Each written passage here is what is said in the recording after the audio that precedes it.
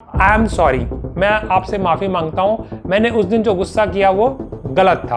आपको ऐसा लगेगा कि आप कोई बहुत महान काम कर रहे हैं। उसके बाद जब आपने प्यार भी दिखा दिया तो अगला जो मोस्ट इंपॉर्टेंट पॉइंट है, I am proud of you. अब कई लोग माँ बाप सोचेंगे इसमें तो कुछ ऐसा है ही नहीं कि ये प्राउड हो सकें, कि तेरे में कोई कमी है जिसको पूरा करना ज़रूरी है। अगर तूने वो कमी पूरी नहीं की तो तू खुश नहीं हो सकता। नमस्कार दोस्तों, आज हम बात करेंगे सबसे इम्पॉर्टेंट लोगों की। वो हैं हमारे बच्चे, और उनको चाहिए बहुत सारा प्यार और बहुत अच्छा रिलेशनशिप ताकि वो अपने मन की बात जो है अपने माँ बाप से कह सकें। तो कौन से साइकोलॉजिकल प्रिंसिपल्स हैं, अगर आप उनको फॉलो करते हैं तो आपके रिलेशनशिप में बहुत ज़्यादा गहराई भी होगी और बहुत ज़्यादा विड्थ भी होगी और बहुत अच्छी क्वालिटी भी होगी। तो सबसे पहली जो चीज़ चाहिए होती है रिलेशनशिप में या रिश्ते में, वो होता है अनकंडीशनल सपोर्ट। अनकंडीशनल सपोर्ट से मैं क्या कहना चाहता हूँ, एग्जाम्पल के थ्रू हम समझते हैं, और ये रियल स्टोरी है। 6 बच्चे कार में गए, नई नई गाड़ी खरीदी थी पापा ने, और वो गाड़ी लेके घूमने के लिए चले गए, और उसके बाद गाड़ी ठुक गई। जिस दोस्त की गाड़ी थी उसने अपने पापा को नहीं बताया था कि वो गाड़ी अपने दोस्तों के साथ लेके गया है, और उनका एक्सीडेंट हो गया। किसी की मौत तो नहीं हुई, बट दूसरी गाड़ी से भिड़ गई और पुलिस का केस बन गया। उन 6 बच्चों में सबकी हालत जो है वो काफ़ी ख़राब हो गई, क्योंकि उम्र अभी 18 तक हुई भी नहीं थी और वो गाड़ी लेके बिना बताए घर वालों के चले गए थे। उन 6 में से सिर्फ एक ही लड़का था जो अपने पापा को फ़ोन कर पाया। उसके पापा आए, उन्होंने पुलिस वालों से बात की, चीज़ों को सेटल किया और बिना डांट मारे घर ले गए। बाकी 5 बच्चे हैरान हो गए कि ऐसा बाप भी क्या हो सकता है। तो दोस्तों, जब होता क्या है कि अक्सर ये देखा गया है, हम अपना बचपन भी याद करें कि अगर हमें चोट लगती है तो सबसे पहले 2 झापड़ पड़ते हैं माँ बाप से, बजाय ये समझने की कि प्रॉब्लम क्या है। उसी तरह हम दूसरे एग्जाम्पल पे आते हैं कि जैसे बच्चे ने टॉप किया क्लास में और वो घर आया और उसने वेट किया कि कब मेरे मम्मी पापा आएंगे, सबसे पहले मैं उनको बताऊंगा। तो माँ बाप बहुत खुश। लेकिन अगर बच्चा फेल हो गया, और सिर्फ वही बच्चा फेल हुआ है, अगर हम थियोरेटिकल पॉइंट ऑफ व्यू से ले लें, और पूरी क्लास पास है, तो आपका रिएक्शन क्या होगा? तो वो डिटरमाइन करेगा कि आपके रिलेशनशिप में कितनी गहराई है और कितनी डेप्थ है या कितनी विड्थ है।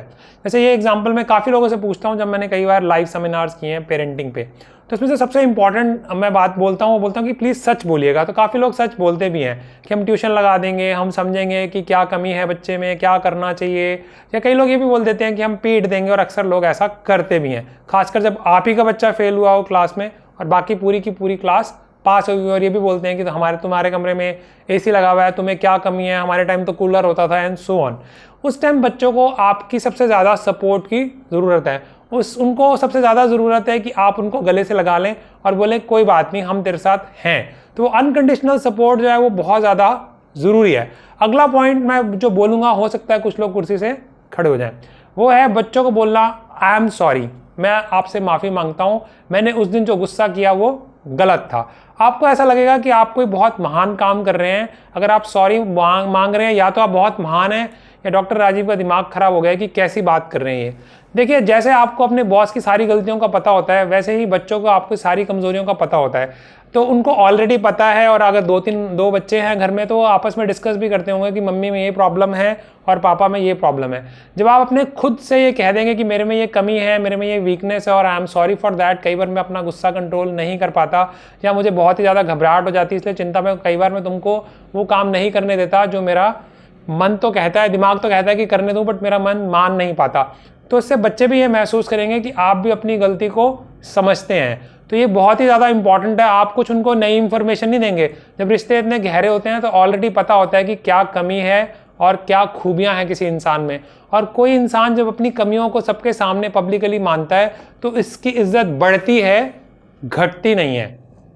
तो ये जो है बहुत ही ज़्यादा इंपॉर्टेंट है बोलना कि आई एम सॉरी। उसके बाद जो अगला इंपॉर्टेंट पॉइंट है, I forgive you. I forgive you मतलब मैं तुम्हें माफ़ करता हूँ किसी भी गलती पे। उसमें जो सबसे इंपॉर्टेंट बात है, जैसे संजय दत्त के ले लीजिए, संजय दत्त के जो पिताजी थे सुनील दत्त, उन्होंने पूरा सपोर्ट किया अपने बेटे को। एटलीस्ट मीडिया से तो हमें यही पता लगता है, मूवी से भी यही बात समझ आती है, और इसको हम यहीं तक प्रिज्यूम करते हैं क्योंकि मैंने संजय दत्त जी को नहीं देखा तो मैं कोई और कमेंट करने के काबिल नहीं हूँ। बट मेरा कहने का मतलब ये है कि आई फॉरगिव यू जो वर्ड है वो इस इंपॉर्टेंट बच्चे के लिए नहीं है, एक्चुअली वो हमारे लिए इंपॉर्टेंट है। जब हम किसी को फॉरगिव कर देते हैं तो हमारा मन शांत हो जाता है और बाकी चीज़ों पर हम ध्यान दे पाते हैं। तो ये बहुत ही ज़्यादा इंपॉर्टेंट है कि रिश्ते अगर आप चाहते हैं कि वो स्मूथ चलें तो आपको पुरानी बातों को भूल जाना पड़ेगा। लेकिन अक्सर होता है क्या है, जब भी हम लड़ाई करते हैं हम पुरानी बातों को ले आते हैं, तब भी तुम्हारे नंबर इतने आए थे, तब भी तुम्हारा दोस्त ऐसा था, हमने तुम्हारे लिए ये नहीं किया, हमने तुम्हारे लिए वो किया, और तुम जो है देखो हमारा मुंह जो है काला कर दिया तुमने रिश्तेदारों के सामने, ये वो।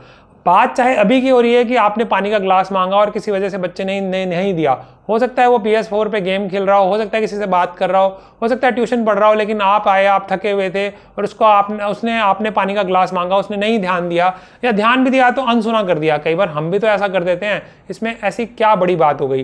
तो इसमें ऐसा कौन सा खौफ पैदा करना है हमें जिसकी वजह से हमारा रिलेशनशिप जो है कोई नेक्स्ट लेवल पे चला जाएगा?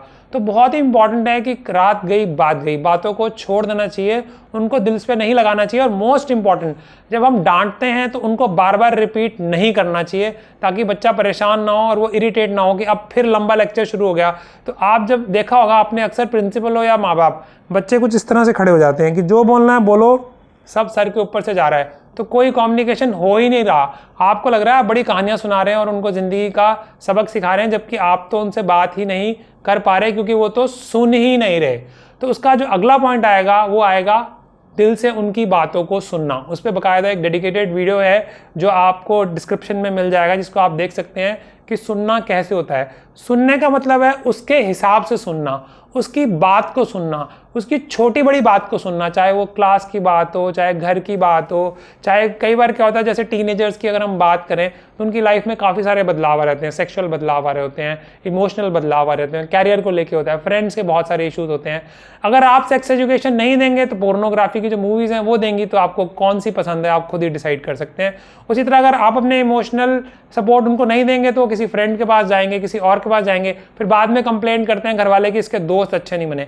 तो आप तो दोस्त बन के दिखाइए ना, आप अच्छे हैं ना, तो आपका फर्ज है कि आप बच्चों के दोस्त बन के दिखाएं ताकि वो अपनी मन की बातें जो है दिल खोल के आपसे कर पाएं। फिर जो अगली बात है जो अक्सर मेल्स में बहुत ज़्यादा प्रॉब्लम होती है, कहीं ना कहीं क्या होता है जब बच्चे छोटे होते हैं तो हर कोई उनको गोद में उठाता है, उनको किस करता है, उनको हक करता है, बट समय के साथ कहीं ना कहीं अपने आप ही जाने अनजाने में हमारे कल्चर में दूरी बन जाती है कि जो पिताजी होते हैं वो गले से लगाते ही नहीं है, या कई बार माता भी होती है वो उतना उस तरह से सर पे हाथ नहीं फेरते जैसे कभी किया करते थे।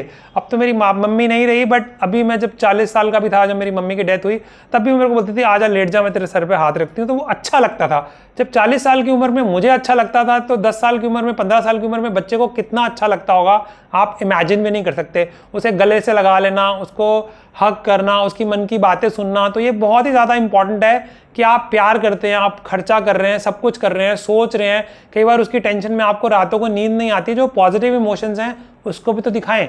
जब आप उसको दिल दबा के डांटते हैं, घूसा लात भी लगा देते हैं, कई बार तो लोग बेल्ट से भी पीट देते हैं, बोलना तो नहीं चाहिए बट ये सारी चीज़ें होती हैं। और कई बार ऐसा भी होता है कि सास से लड़ाई हुई तो पिट बच्चे रहे हैं। तो जब हम ऐसे गलत काम करते हैं तो हमारा हक है ना कि हम उनको, हमारा फर्ज है, बल्कि हक नहीं, हमारा फर्ज है कि जब हम प्यार दें तो भी वो भरपूर हो, ताकि अगर वो भी हमें माफ़ करना चाहें तो माफ़ कर सकें, कि अगर हम बुरे हैं तो हम अच्छे भी हैं, कोई भी इंसान परफेक्ट तो नहीं हो सकता। उसके बाद जब आपने प्यार भी दिखा दिया तो अगला जो मोस्ट इंपॉर्टेंट पॉइंट है, I am proud of you. अब कई लोग माँ बाप सोचेंगे इसमें तो कुछ ऐसा है ही नहीं कि ये प्राउड हो सकें। आप में ऐसा क्या है, पहले ये तो सोचो कि जो उस पर बच्चा प्राउड हो सके। तो इसलिए बहुत इंपॉर्टेंट है, किसी ना किसी में कुछ ना कुछ तो होगा, कोई ड्राइंग होगी, कोई गिटार होगा, कोई खाना बनाना होगा, कोई गाना गाना होगा, कुछ तो अच्छा करता होगा। अगर आप कुछ भी अच्छा नहीं ढूंढ पा रहे तो आप में कमी है, बच्चे में नहीं। आपकी सोच में कमी है, चाहे वो टीचर हो, चाहे ट्यूशन टीचर हो, चाहे कोई भी बड़ा हो। हर कोई चाहता है कि मुझे कोई अप्रिशिएट करे, मेरी कोई तारीफ करे, लेकिन हम ये तारीफ दूसरों को तो दे नहीं पाते। जो हम दूसरों को ही नहीं दे पा रहे तो हम कैसे उम्मीद करेंगे कि हमें वो चीज़ मिलेगी। तो ये बहुत ज़्यादा इंपॉर्टेंट है, ये फील कराना बच्चे को कि आई एम प्राउड ऑफ यू। और जेन्युइन क्वालिटी होनी चाहिए, मैं झूठ बोलने के लिए नहीं कह रहा, आपको जेन्युइनली बात करनी है अपने बच्चे से, और जेन्युइनली जो उसकी अच्छी क्वालिटी है उसको अप्रिशिएट करना है। उस टाइम सैंडविच नहीं बनाना। सैंडविच बनाने का मतलब ये नहीं है कि एक तारीफ कर दी अब ये खुश हो गया, आप दो बुरी बातें भी बोल देते हैं लगे हाथ, ताकि इसको जिंदगी का सबक मिल जाए। कितने सबक सीख लिए हमने अपने माँ बाप से, तो जो हम उनको सिखाने के लिए चले हैं। जब हम अपने माँ बाप की बातें याद नहीं रखते तो हम कैसे उम्मीद करेंगे कि हमारी माँ बाप भी हमारे बातों को याद रखेंगे जब तक हम उनकी दिल की बात नहीं सुनते। और ये बहुत ज़्यादा इंपॉर्टेंट है कि कम्युनिकेशन लेवल शुरू से ही होना चाहिए। बच्चे जब तक 13 से 15 साल के होते हैं तो उनके मन में बहुत सारे बातें होती हैं जो वो अपने माँ बाप से करना चाहते हैं, उनसे आके पूछना चाहते हैं, बट माँ बाप टाइम नहीं देते।